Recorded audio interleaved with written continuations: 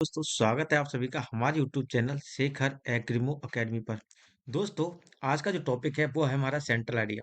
Central idea में हम किसी भी कविता के केंद्रीय विचार को व्यक्त करते हैं। इसमें हम ये बताने की कोशिश करते हैं कि कवि उस कविता के माध्यम से हमको क्या संदेश देना चाहता है। तो ये सेंट्रल आइडिया आपकी क्लास 10th की बुक डस्ट ऑफ स्नो का है। आइए सेंट्रल आइडिया पर आते हैं। तो इस सेंट्रल आइडिया में the central idea of the poem dust of snow composed by Robert Frost, मतलब ये जो कविता है वो हमारी लिखी गई है रॉबर्ट फ्रॉस्ट के द्वारा। तो हम कहेंगे the central idea of the poem dust of snow composed by Robert Frost. ये जो सेंट्रल आइडिया है डस्ट ऑफ स्नो का रॉबर्ट फ्रॉस्ट के द्वारा रचित है, या इसके रचनाकार जो हैं वो रॉबर्ट फ्रॉस्ट है। इज दैट ये है the poet want to express the significance of small thing in changing one's attitude. तो जो द पोएट है कवि है वांट टू चाहते हैं एक्सप्रेस व्यक्त करना the significance of small thing, मतलब छोटी छोटी वस्तुओं का महत्व in changing ours one's attitude, मतलब जो किसी की भी दृष्टिकोण को बदल सकती है। तो इस कविता के माध्यम से कवि जो है वो छोटी छोटी वस्तुओं का महत्व बताना चाहते हैं जो किसी भी व्यक्ति के दृष्टिकोण को बदलने में सहायक होती है। तो the poet appreciate the beauty of snowflakes. Snowflakes का मतलब होता है बर्फ के टुकड़े। तो जो कवि हैं वो एप्रिशिएट करते हैं, सराहना करते हैं द ब्यूटी ऑफ स्नोफ्लैक्स, बर्फ के छोटे छोटे टुकड़ों की भी वो क्या करते हैं, उसकी सुंदरता की सराहना करते हैं।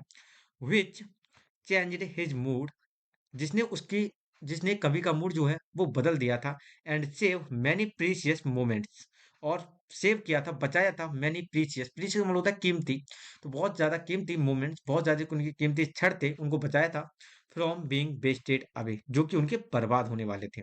तो उसने बर्फ के उन छोटे छोटे टुकड़ों ने जिसने उनका कवि का मूड चेंज कर दिया था, तो उनकी वो सराहना करते हैं कि उनकी वजह से उन्होंने अपना कितना कीमती समय बर्बाद होने से बचा लिया। कि हुआ क्या था, the crow shakes of the snow dust from the hemlock tree. एक कौवा था, शेक्स ऑफ का मतलब होता है हिलाना या गिराना, ऑफ द स्नो, उसने क्या किया कि स्नो के पार्टिकल गिरा दिए, dust from the hemlock tree, एक हेमलॉक के पेड़ पर जो कि कवि के ऊपर गिरे थे, जिसकी वजह से कवि का जो मूड था वो बदल गया।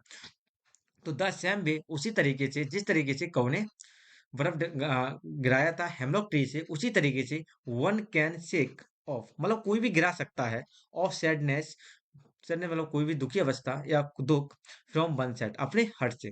तो यही जो तुम्हारा सेंट्रल आइडिया था इस कविता का। तो इसमें हमने क्या पढ़ा कि the central idea of the poem dust of snow compose by Robert Frost, मतलब ये सेंट्रल आइडिया है वो रॉबर्ट फ्रॉस्ट के द्वारा लिखा गया है। और इस कविता में कवि ये व्यक्त करना चाहते हैं कि हमारी छोटी छोटी वस्तुएं हमारी डेली लाइफ में जो होती हैं वो किसी की भी दृष्टिकोण को बदल सकती हैं। जैसे कवि जो सराहना करते हैं वो एक बर्फ के टुकड़ों की करते हैं और उसकी ब्यूटी को बताते हैं वो, कि किस तरीके से जब उनके ऊपर बर्फ के टुकड़े गिरे तो उनका मूड जो है परिवर्तित हो गया, और किस तरीके से उन्होंने अपना कीमती समय बर्बाद होने से बचा लिया। तो जिस तरीके से कौवा पेड़ से बर्फ गिरा सकता है, उसी तरह हम भी अपने दिल से कोई भी सैडनेस को हटा सकते हैं। तो ये था तुम्हारा डस्ट ऑफ स्नो का, जिसमें कवि ने एक छोटी सी कविता के माध्यम से बहुत ही बड़ा संदेश देने की कोशिश की है। उन्होंने बताने की कोशिश की है कि हमारी लाइफ में कोई भी चीज हो जो छोटी है लेकिन इम्पोर्टेंस बहुत ज़्यादा उसकी होती है। अगर इस कविता का आपको सेंट्रल आइडिया पसंद आता है तो चैनल को सब्सक्राइब और वीडियो को लाइक करना ना भूलें।